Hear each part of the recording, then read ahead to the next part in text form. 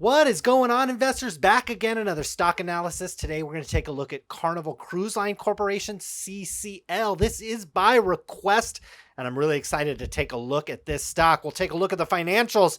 What happened to the cruise line when nobody was taking cruises? Something I don't think we've ever seen. If you max out this chart, this stock has not been this low in a long time. And even after, you take a look here, the last recession that we had back in 08, 09, it bottomed out obviously a little bit, but it's really fallen off a cliff, obviously, in the last few months based on everything that's going on. And you can see here it's traded sideways. So we'll take a look at the financials. They just reported. More importantly, this company put out a press release. And I don't normally read press releases because it's just a bunch of executive fluff.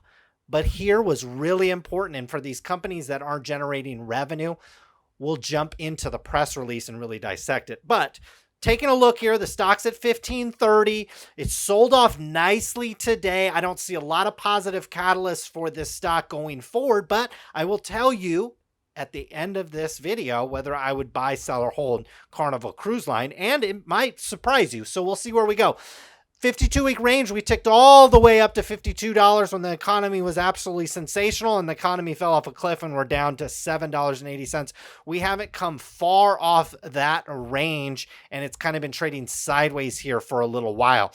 I wouldn't worry about price to earnings. This is not a company that's probably going to make money probably for 2 years. I wouldn't worry about that. There is a little bit of short interest left, a market cap of $11 billion. Obviously, when they were up at $50 billion, or $50 a share, this market cap was a lot higher, probably closer to $50 billion. So we'll see what the revenues and the cash flows look like. But first, I want to summarize the press release, because this, and I could bring up the press release, but I think this is a cleaner way to show it to you guys. So we've got Carnival Cruise Line. This was all inside the press release. I took out the 5 or 6 big points that management made. They did a 9% reduction in ship fleet. So, imagine if they were to be able to go back online tomorrow or next month, a miracle happens and they can go back online. Well, they're going to be running at a 9% reduction. Now they probably could speed that up and push some things forward, but right now they're running at a 9% reduction of ship fleet, at least for the next year or two.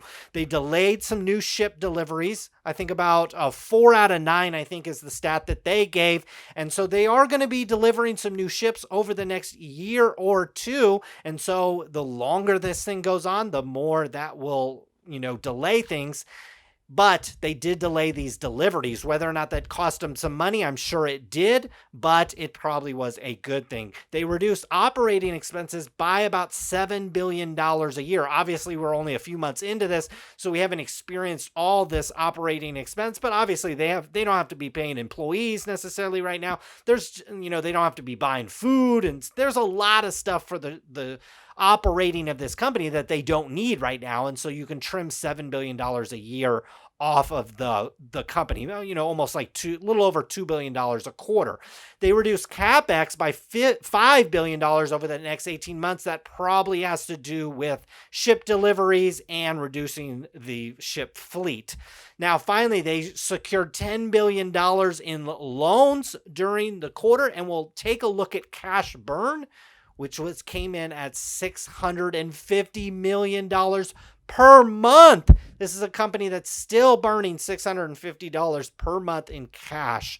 And that is not necessarily a good thing, especially the longer these things take. So let's take a look at the quarter. We'll take a look at the income statement. We'll take a look at the balance sheet. We'll finally take a look at cash flows, which I think is really important. From a 6-month view, you see here, we went from 6.5 billion down to 3.6. Even worse, notice last year at this time, they did $3.2 billion in revenue, all the way down to $446 million. If there wasn't a really good excuse for this, this company would basically be a penny stock. But they do have a good excuse for revenues falling off a cliff the way they have. They had 4.8 total billions. When you factor in some other revenue here, $740 million. Now we take a look at operating costs down here, came in at $2.4 billion. Notice that's not much lower. Look at where they were back here. They did, $4.8 billion and it cost them $3.1 billion in operating expenses.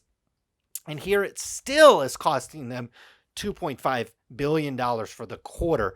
And so they are burning lots of cash when these ships are not running. We come down to a net loss here of $4.3 billion. Notice where they were 6 months ago in the previous period at $787 million. And they had a pretty nice quarter, actually. It looked like 3 months ended the previous period at $451 million. Guys, this is an absolute disaster. Now, let's take a look at the balance sheet. Let's see how healthy things are. I told you that they raised $10 billion, but they spent a lot of it already. Okay, cash and cash equivalents is at $6.8 billion. And I will remind you, this is a company that's burning through $650 million a quarter. And I think even the most optimistic people out there are probably going to assume this company's revenues are going to be in flux for at least 6 more months, potentially much longer than that. So you can just times 650 by however many months you think it will take for Carnival to get back on its feet. And this cash balance is going to be dwindled. But notice that this was a company that didn't run on a lot of cash to begin with. And you see this sometimes with these relatively mature companies with mature business models.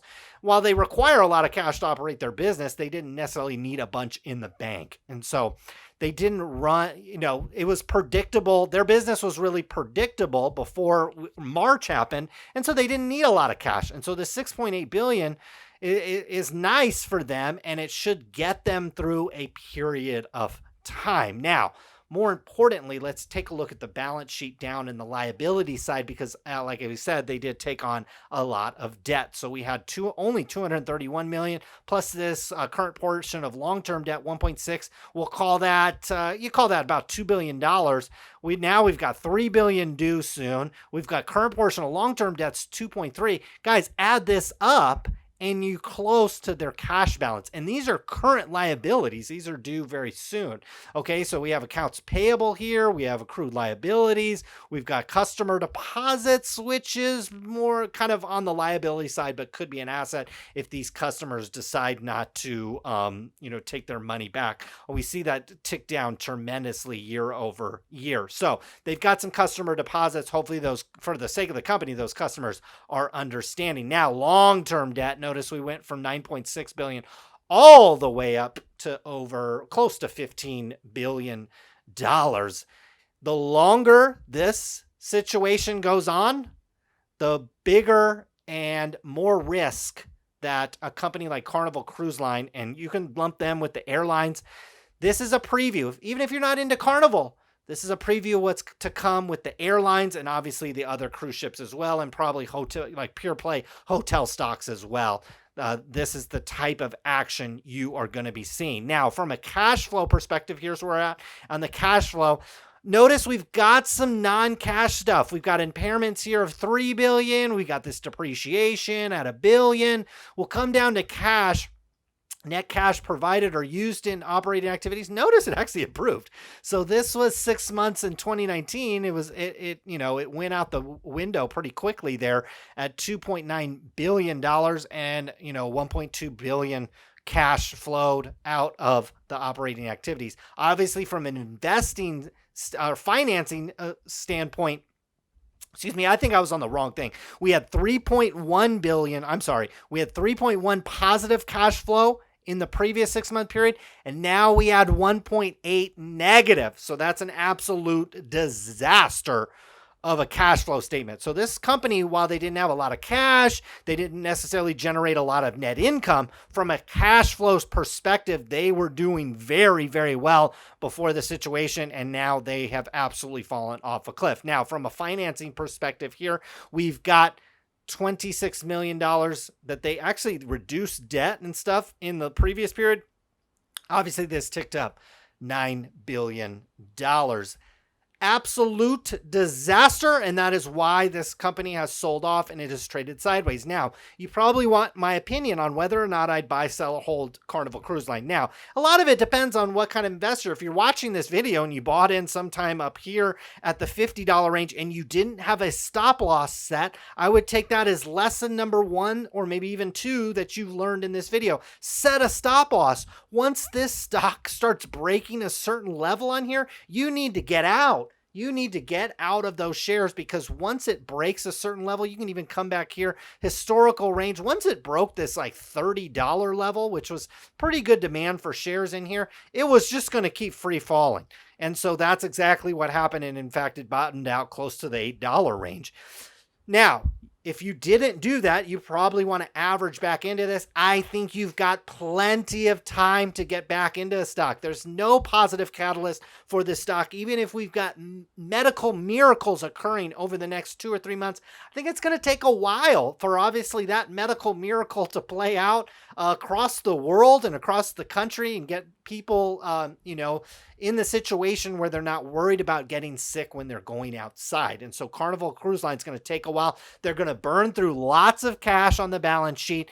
There's no real positive catalyst to me that's going to shoot this stock maybe over and above where it was. We had some speculators in here that drove this stock price up, and then obviously it's sold off since then. I think it's found its happy medium. I think it's going to bounce around in the $10 to $15 range, but I don't really see a positive catalyst here. But I do like this company if they're able to survive, because there's going to be a lot of cruise lines. There's going to be a lot of vacation spots, and a lot of companies are going to fall by the wayside. If they're able to survive this and able to manage things, there probably is some upside there, but they are going to have to leverage their balance sheet quite a bit, and it's going to be ugly from that perspective. I think you're looking at a multi-year turnaround no matter what happens in terms of medical advancements over the next, call it 6 to 12 months.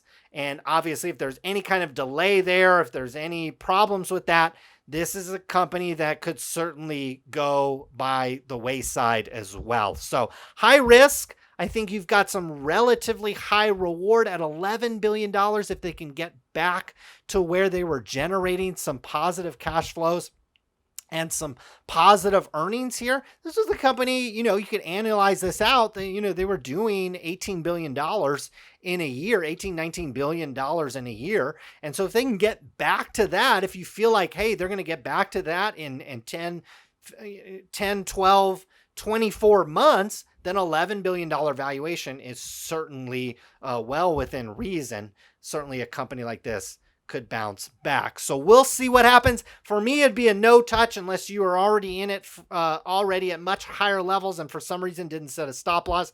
Then I think you could inch into it very, very slowly. Let's say you have like 100 share position at $40.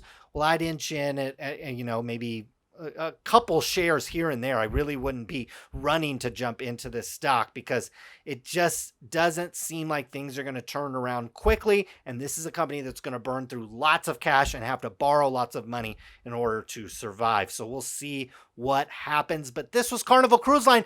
We've got a real investor friendly week here. We've got bank earnings. We've got all kinds of companies over the next 2 or 3 weeks. If you subscribe to this channel, expect lots of videos over the next few weeks, probably a video every single day for the next few weeks. Hopefully you guys enjoy them. Consider subscribing if you haven't already. Hit that like button as well. Thanks for tuning in. Good luck with your investments.